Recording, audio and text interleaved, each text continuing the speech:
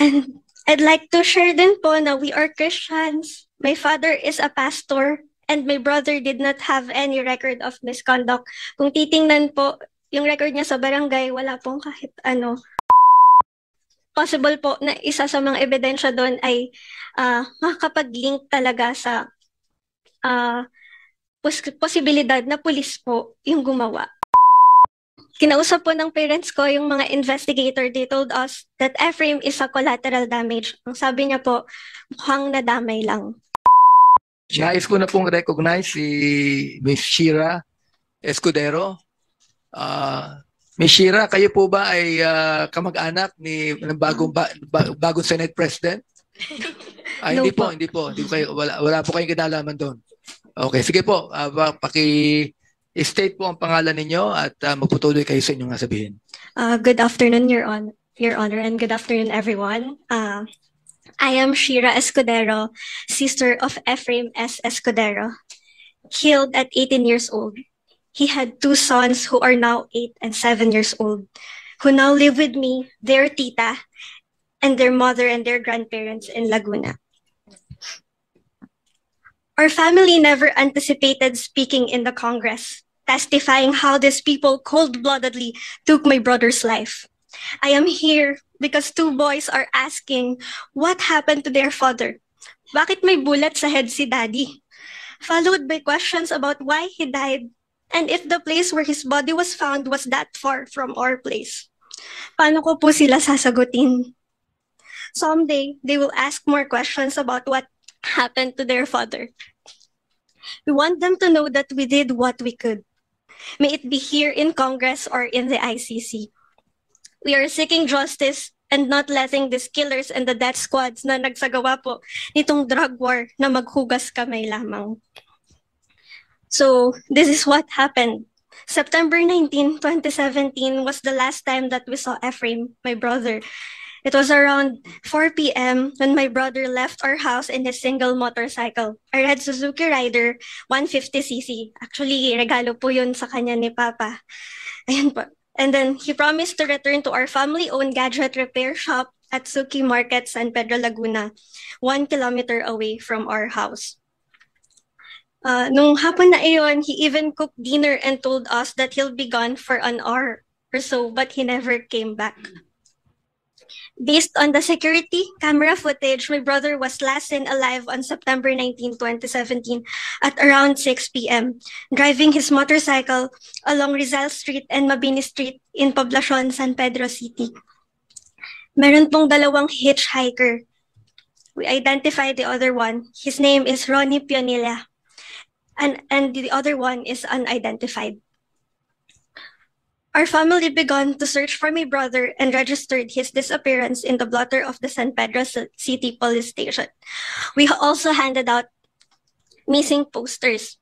The next day po, nung nawala siya, we printed posters and disseminated it sa community, sa police station, and even posted it online. So we searched for 5 days, going to different police stations inside and outside of our town in San Pedro City, Laguna.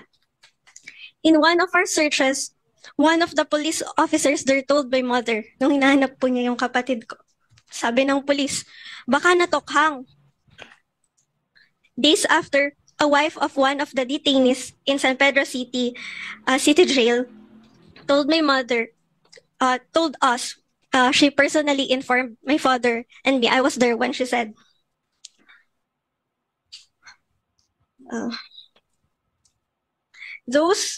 she informed us that our family, she informed us that victims of Tokhang in San Pedro City or those who were killed are being brought to the provinces in the northern Luzon. She specified one of the places, Zambales daw po. May iba pa po siyang binanggit pero dahil sobrang grabe na yung emotion ko yung time na yun, I remember clearly, isa po ay Zambales and she said, maghanap sa mga kalapit na lugar ng Zambales. Verbatim, doon po tinatapon yung mga tinutumba sa San Pedro. I never imagined that we would be looking in morgues and we had to do this by ourselves.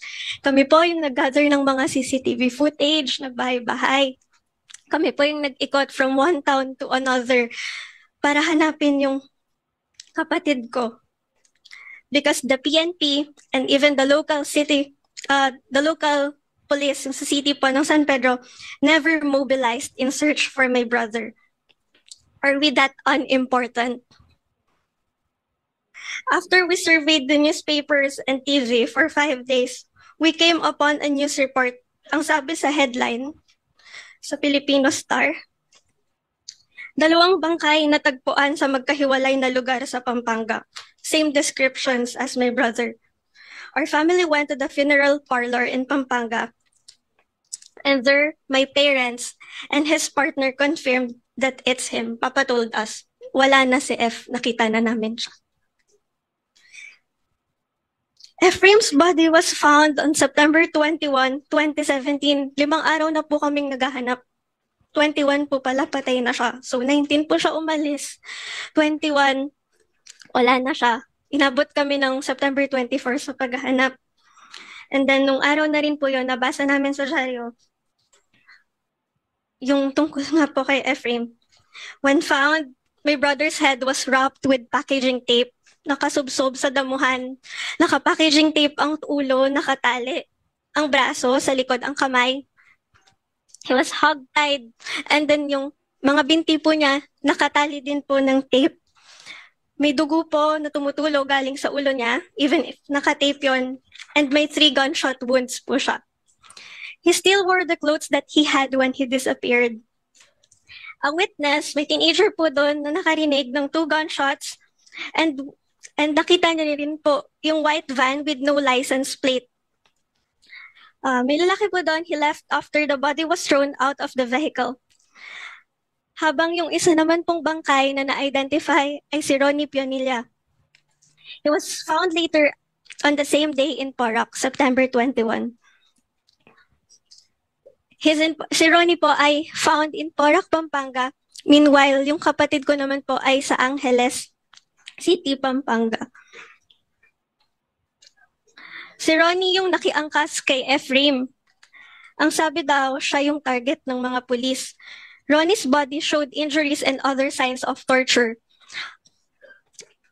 He even had a slit sa throat. Shira, sino yung Romy? Ronnie po is neighbor po namin, pero hindi ko po siya talaga kilala. Even yung family namin, hindi siya kilala dahil po galing siya sa prison. Ang sabi po ay ex-convict siya. So as someone who barely goes out, I am unfamiliar with other people sa community. That time na lang po namin nalaman na mayroon pala kaming parang nearby doon, kapitbahay na So Ronnie Pionilla. hindi ito kaibigan nung kapatid mo? Hindi po siya kaibigan nung kapatid ko. And hindi rin po siya personally kilala ng pamilya namin, even po ng mga lola at iba pa pong kamag-anak.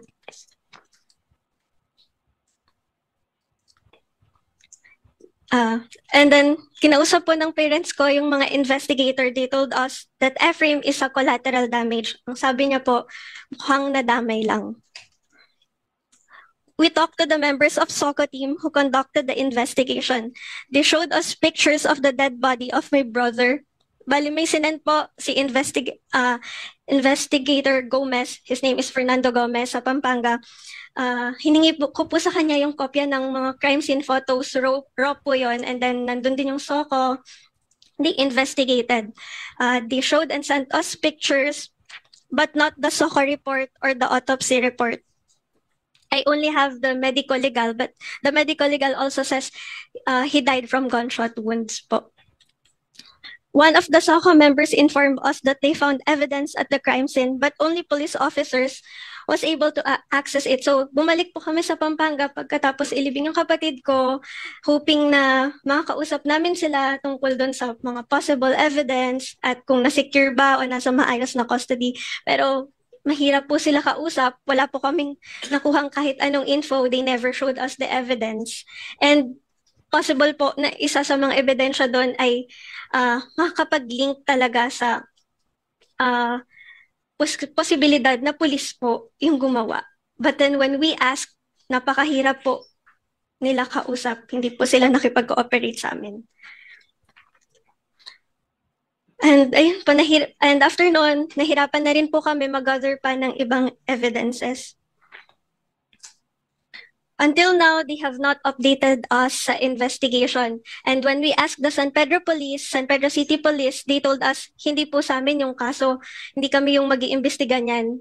So, ang tinuturo po nila ay Pampanga po yung lapitan namin dahil doon nga po nakita yung bangkay. Pero nawala po yung kapatid ko sa San Pedro. Nanghingi lang po sila ng affidavit sa amin, ng statement, pinuntahan kami, ako po sinundo para magbigay ng statement after po nung libing ng kapatid ko. And I'd like to share din po na we are Christians. My father is a pastor and my brother did not have any record of misconduct. Kung titingnan po, yung record niya sa barangay, wala pong kahit ano. Ano pong church? Ngayon po is God's Abiding Principle, Evangelical Christian po. We just want to live in peace in our small town in San Pedro, Laguna. But how? I now suffer from PTSD, anxiety, and depression. And na-diagnose rin po ako ng bipolar disorder a year after my brother died. Nahihirapan pa rin sila mama na maiahon yung kabuhayan namin. My sister, na suppose I graduate na ngayon ng college, she stopped studying ng senior high dahil rin po sa symptoms ng depression. And even my youngest sister, we are 4 po. I am the oldest, Ephraim is the second, and I have 2 younger sisters. And even my youngest sister, nahirapan din po siya sa academics niya at pakikisalamuha sa mga tao. So we struggled sa araw-araw naming buhay. I also now struggle in finding a decent job because I don't know how to process normally like what I used to before. I used to be a student journalist. We even wrote about Kian. Yeah. Yung mga aspiring journalists writing about social issues, and then a month after, we're in the newspaper, similar to what happened to Kian.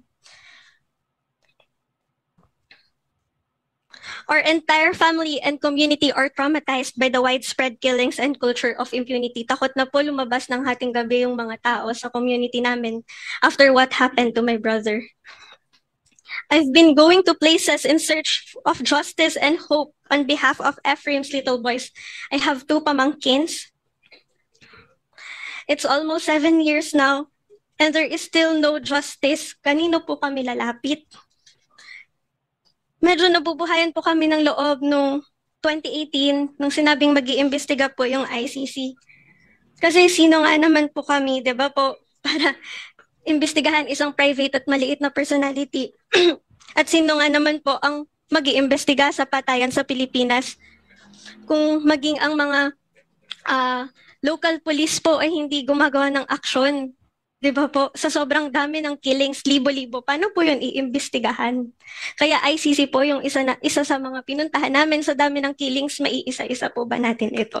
Yung reality na thousands and thousands, even yung sa records na lang po, di ba, ng PNP. Ang hirap po mag-imbestiga sa Pilipinas, lalo na po kung may agam-agam na may paniniwala na pulis din ang may gawa. So we appeal to the Congress and we challenge President Marcos Jr. to do something about this. If all of you truly value the lives of the victims of extrajudicial killings and Filipino people, for most, you will cooperate with the ICC. We appeal to President Marcos Jr. and to the Congress. We want investigations and trials that are fair, thorough, and comprehensive. We want truth and accountability. Please hear us. Please help our family heal. That's all, Your Honor. Umani naman ito ng iba't ibang reaksyon mula sa ating mga netizens. Ayon kay Maria Luisa de los Reyes, you're correct. BBM should act now. Wag po tayo parang bulag sa totoong nangyari. Pahayag naman ni Zena Cunanan, bakit kasi hindi nyo dito kasuhan? Di na siya ang presidente ngayon, tingin ko kaya nyo na yan at di na kailangan ng ICC. At ito naman ang saloobin mula sa ating kababayan na si Nim Fabori. Ito po ang nakakalungkot sa Pilipinas. Madami mga ganyang pangyayari pero may kabagalan ng hustisya sa mga biktima. Mga kababayan, feel free to comment below para maglabas ng saloobin sa balitang ito.